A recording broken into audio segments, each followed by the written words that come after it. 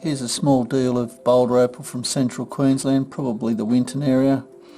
A couple of pieces of matrix in there, other pieces of faces of Boulder Opal, rules in millimetres, and it's been wetted. First piece is concave, unfortunately. Still, it's a nice blues. Second piece here is a similar sort of colour. Bit weaker, that piece.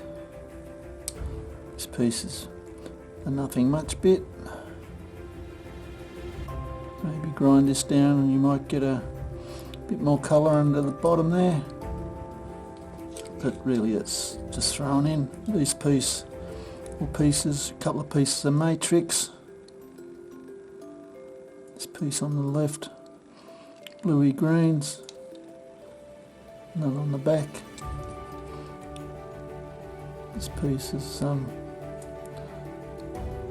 not showing up as well. There's a ring of colours in this area here. Yes, you can see it there a little bit. The water's reflecting the light too much, I think. This bit's showing up a lot more.